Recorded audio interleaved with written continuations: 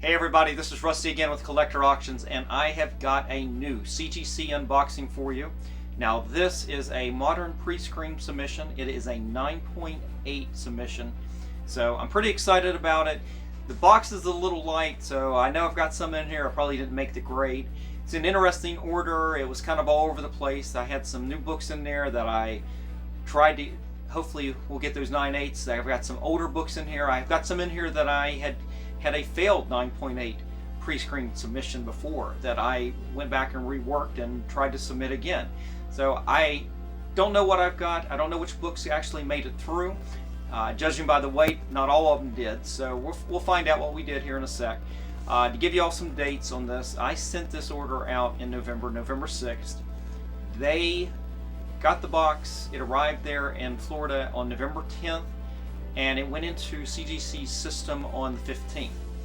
And it ended up getting shipped back to me on the 28th. Today's the 30th, and I just got the order back. So, you know, that's actually a pretty decent turnaround right there. If you think about it, I guess that's what, November, December, January, February, March. So just about in that, little over that 4-month mark. So that's actually pretty good, I believe. Yeah, I'm pretty excited about this. Let's go ahead and get into it. Alright, I lost my knife, but I've got a trusty pair of scissors here, so let's cut into this and see what we've got.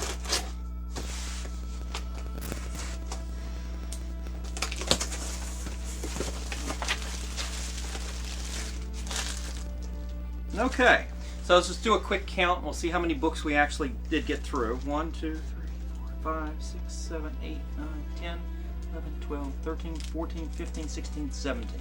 Alright, so 17 books out of the 25 that you need. When you do a pre-screen, you've got to do 25 books with CGC. So I've got 17 out of the 25. That's not the greatest result, but hey, you know, one of the reasons I put that 9.8 on there pre-screen, or any grade that you want actually, is to protect myself. I don't want the book getting graded lower than a 9.8 and thus losing a lot of value. So it's kind of a way to protect yourself a little bit. So I can't be too disappointed, but well, you know I'm going to be disappointed when I kind of go through those books. So we'll save that for the end. Let's go through the graded books first. Alright, no sense in hiding the books or the grades from you. We'll just start off with, but I've got X-Men number 11. This is that classic Jim Lee cover. I think this is pretty representative of Jim Lee's X-Men. I heard somebody describe this book. This is probably the best example you'll have of the X-Men Adventures, or the X-Men animated show, the characters from that show. But this obviously is in continuity. I don't think there's much to the story, but just everybody loves this cover. Just become a classic, and I think this is the second one now I've sent out and gotten a 9.8. So very happy about that. Oh, next up is a personal book just for the PC here. It's Captain America number 23 out of the new run. It's the Alex Ross Timeless cover, and that's just beautiful. This is the second copy of this that I've gotten as a 9.8. Actually, the other one I bought from Short Boxed. Bought that sometime earlier last year. And this is my own personal copy, and I just went ahead and sent it in. I'll probably keep one of them and have another one for sale at some point. But just absolutely beautiful. That's going to look great displayed here in the house. I can put that right up here. Let's see. I could probably display it next to the Mike Zeck poster with Deathlock up there. Alright.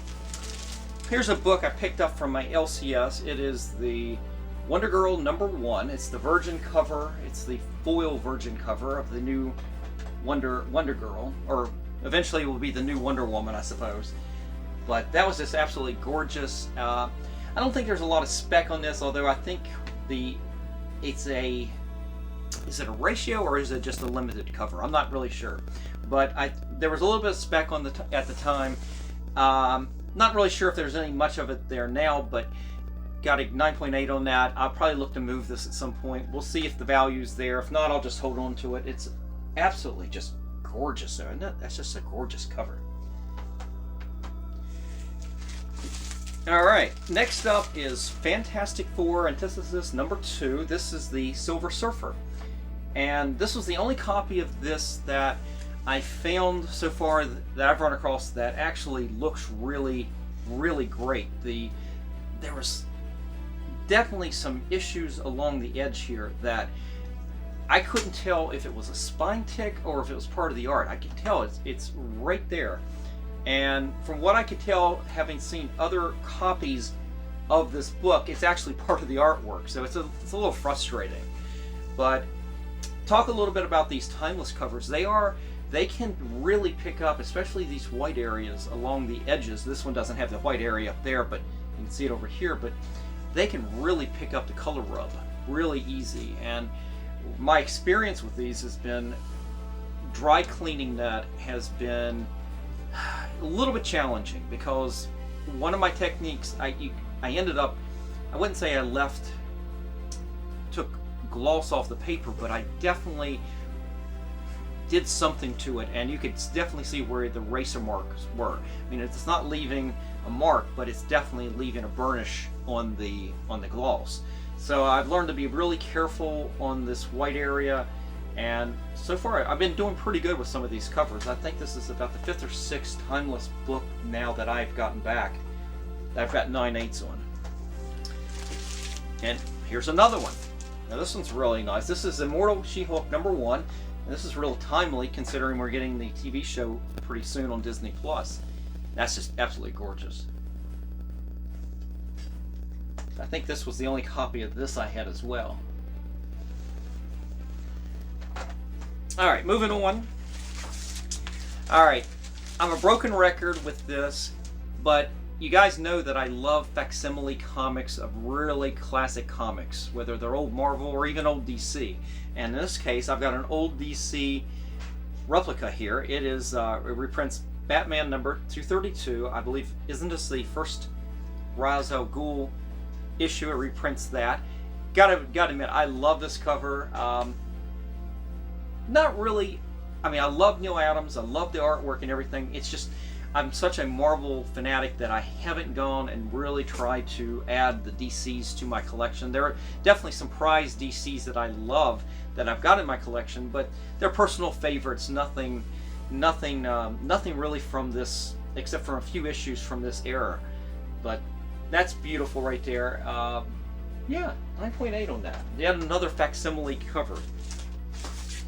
Alright, now this right here is a book that I'm specking on, but I'm having to hold on to it right now. It is We Only Find Them When They're Dead. It's issue number 1, the regular cover.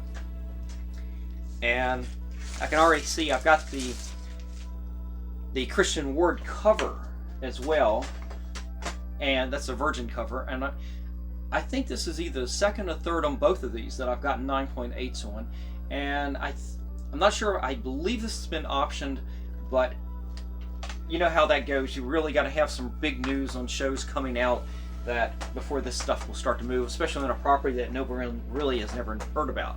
So that one's going to go into the box basically to hold on to and see later down the road if they really increase in value. That was me just completely specking. Alright, now this is awesome, right? This is awesome right here. This is yet another copy of Action Comics number 1. This is the 3rd one I've sent in. This is the reprint from 2017. I think this is from Loot Crate. Their copy of this, and I think so far I've gotten, I want to say the 1988 copy and I think 91. 3 different years of the Action Comics reprints on this. This one is really nice. I don't remember the other 2 actually reprinting the ads on the back as well. The other 2 I think actually had ads from that time when that book came out. I remember ads from 1988 being on the back of the one copy. But that's real nice. Yet another reprint. That's actually, boy, the colors really pop off of there too. So real happy about that. Now one thing I want to say is that I did clean and press all these books myself. The books that didn't make it through, we'll go over those a little bit. We'll figure out what I can see that still is missing on them. Maybe there were some, maybe there was a lot, but some of those books, like the last two you saw, those are relatively brand new books. They didn't require a lot of work. But a book like this right here, this is Venom, Lethal Protector number 5. This is from 1993, so that actually has a little bit of age on it. And this is one of those books that I kept it in really good shape, but it definitely needed some work on these spines. It didn't have spine ticks that color broke, but they definitely had some creases that I worked out. Definitely a win to get a book with this age on it through right now. This order is a little weird. It was all over the place in terms of the age of the books and which books I was sending. I knew I wanted all of them. I valued all of them at a 9.8. If it didn't get the 9.8, the value really wasn't there. So unlike my last video where I talked about losing value on some of those grades that really dropped down, this one I'm okay, because this one made it through. The ones that didn't, that's okay. Maybe we'll go back and we'll work on them. Maybe they'll come back. Now here's a book I was talking about. You remember I said I worked on a book that failed earlier.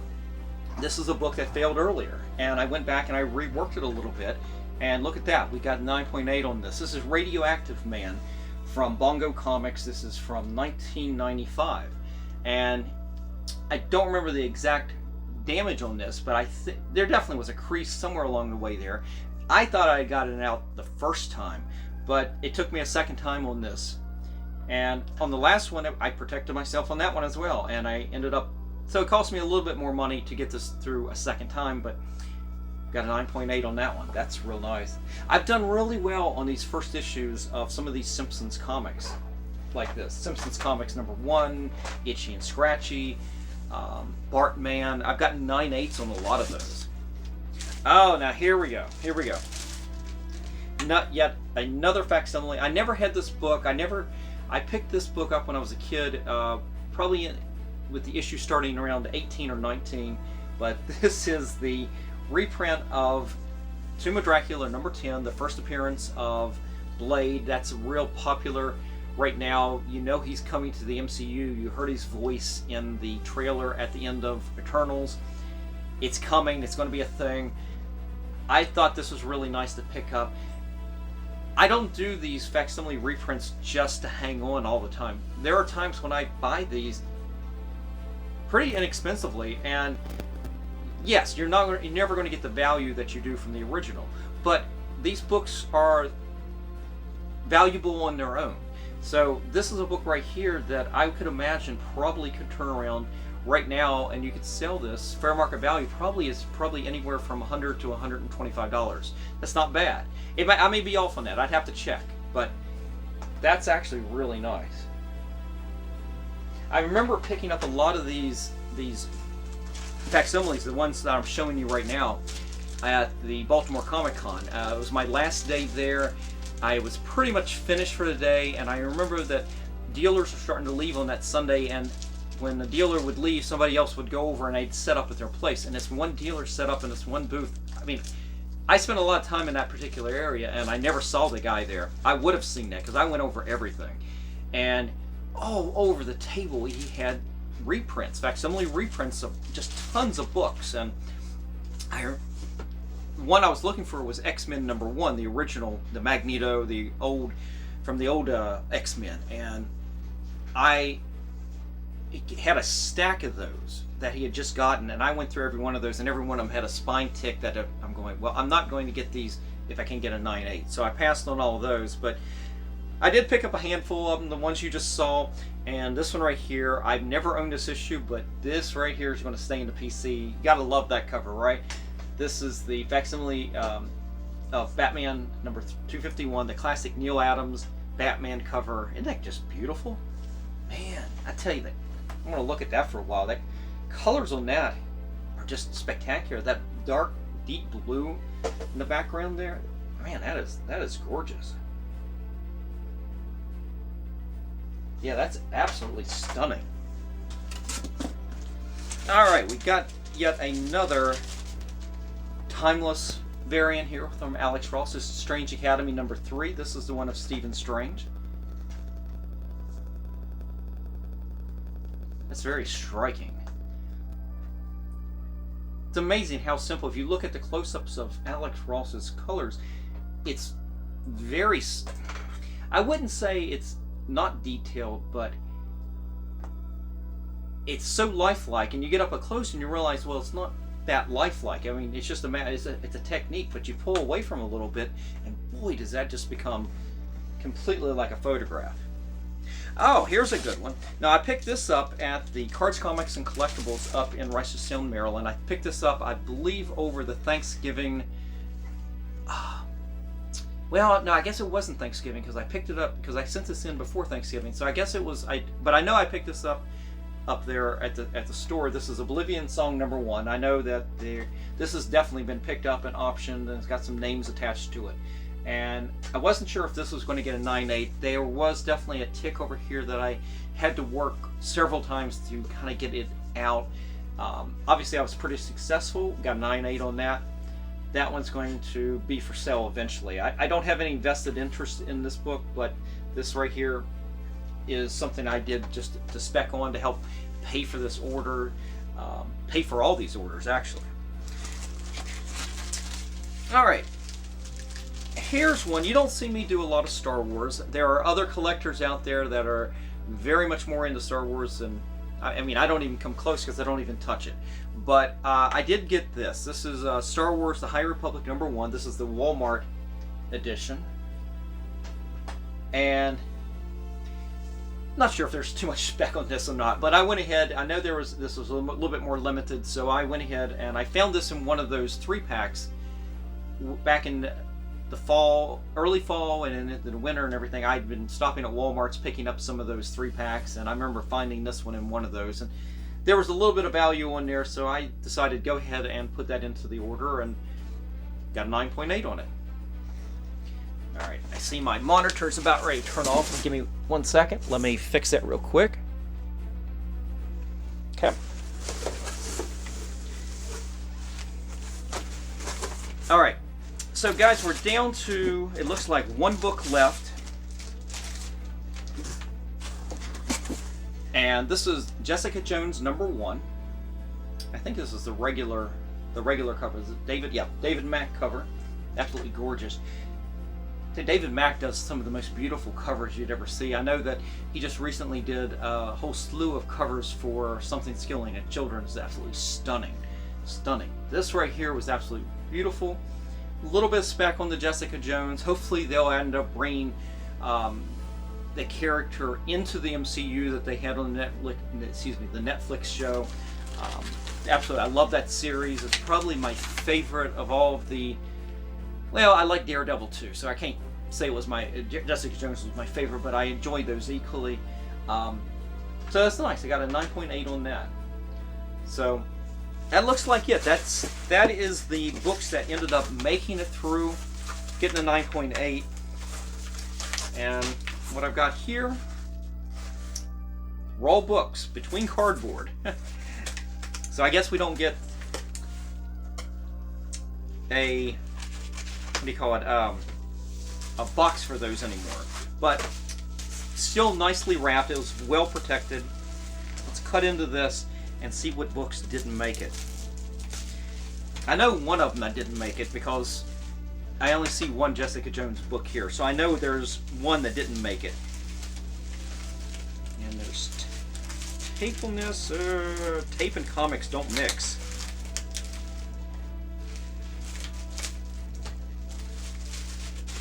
Okay, we are safely away from the tape.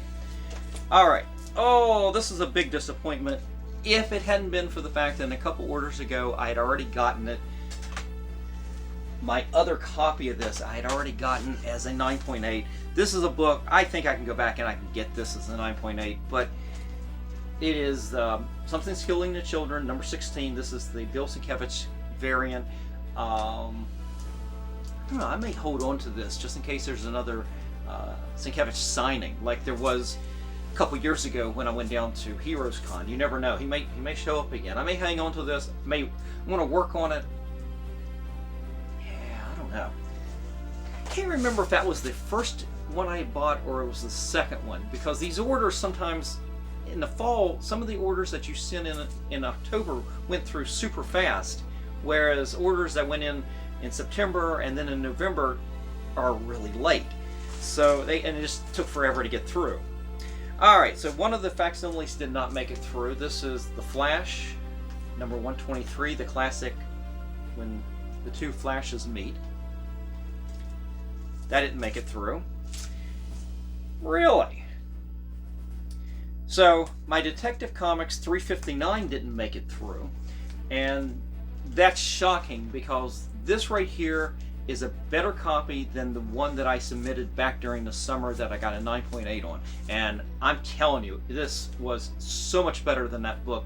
There was a spine tick on that other one. I mean, it wasn't color breaking, but it was there. And I remember opening it up that night when I got home from work, and my wife at that point would get up she'd get up out of bed. It was very late. I'm getting in at like 2 in the morning. And she was excited to see what I was getting, so I got her up and we went through those. And I remember pulling this copy out that I got graded, and it had, I'm looking at the light and I'm going, wow, I'm shocked that it made it through, because that spine tick, and then I shifted in the light and like, it's still there. I mean, I did a really good job on it, but it's still there. Yet it got a 9.8. This one, you gotta be kidding me, that didn't make that. Alright, here's the other copy of Jessica Jones. This is one of the variants. I don't remember the artist on that. I don't have my notes in front of me here.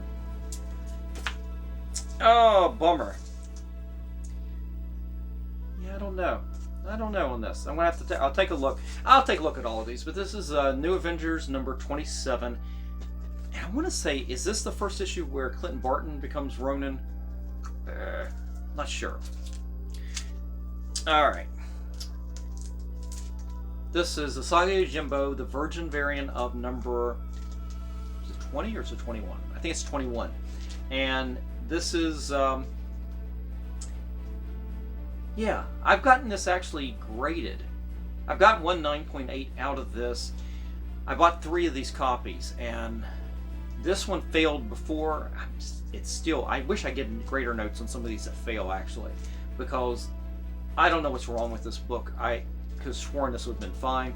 And then the third copy I sent into CBCS for a signing with Stan Sakai, so I'm still waiting for that to get back. But I may just hold on to that one at this point. Here's a copy of House of X number 1 that didn't make it through.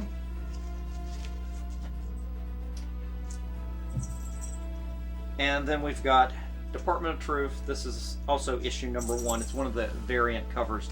Well, we'll take a look at these. We'll figure out what I missed, what might have reverted back.